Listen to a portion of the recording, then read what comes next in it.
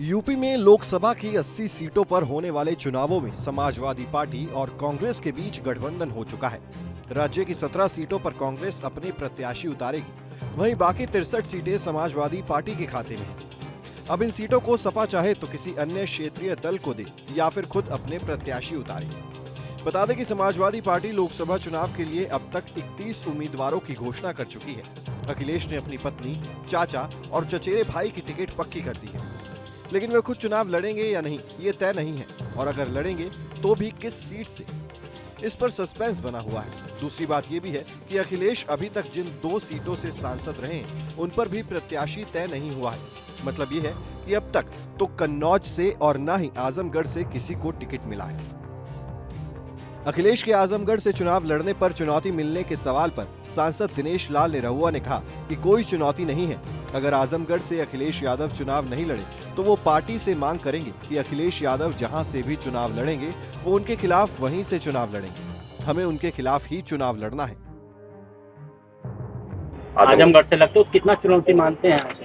कोई चुनौती नहीं है। और दूसरी बात ये भी है कि मैं अपने पार्टी से ये भी निवेदन करना चाहूंगा कि अगर अखिलेश यादव आजमगढ़ लड़ने नहीं आते हैं तो वो जहां लड़ते हैं वहीं मुझे टिकट दिया जाए। मुझे अखिलेश यादव से ही लड़ना है। ये आपका फाइनल डिसीजन।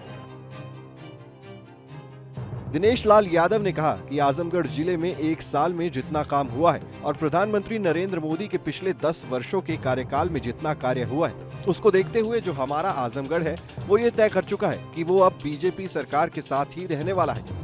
आने वाले लोकसभा चुनाव में एक बार फिर देश के प्रधानमंत्री नरेंद्र मोदी ही बनने जा रहे हैं और इस बार आजमगढ़ भी सरकार के साथ रहेगा। बता दें कि सपा की तरफ से अभी तक जारी हुई लिस्ट में मुलायम परिवार से 3 सदस्य चुनावी मैदान में हैं। अखिलेश यादव के चाचा शिवपाल यादव को बदायूं से टिकट मिला है। पहले धर्मेंद्र यादव को इस सीट से उम्मीदवार बनाया गया था, लेकिन उनका टिकट कट गया। धर्मेंद्र यादव रिश्ते में अखिलेश यादव के चचेरे भाई लगते हैं। अखिलेश के एक और चचेरे भाई अक्षय यादव फिर से फिरोजाबाद से चुनाव लड़ेंगे। अक्षय यादव समाजवादी पार्टी के सांसद राम गोपाल यादव के बेटे हैं। अखिलेश यादव की पत्नी डिंपल यादव एक बार फिर मैनपुरी से चुनाव लड़ेंगे। पहले मुलायम सिंह यादव यहां से सांसद चुने गए थे।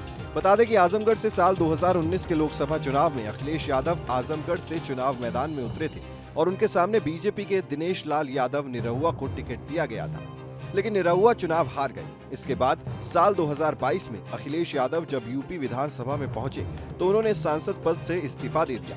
इसके बाद यहां उपचुनाव हुए। बीजेपी ने इस बार भी निरहुआ को ही टिकट दिया और सपा ने अखिलेश द्वारा खाली की गई सीट से धर्मेंद्र यादव को मैदान में उतारा, लेकिन धर्मेंद्र चुनाव हार गए। इस हार से सपा के खाते से एक सुरक्षित सीट भी निकल गई। राजनीति के जानकारों की माने तो इस बार पार्टी नहीं चाहती कि आजमगढ़ से कोई भी कमजोर प्रत्याशी उतरे। Team news nation digital.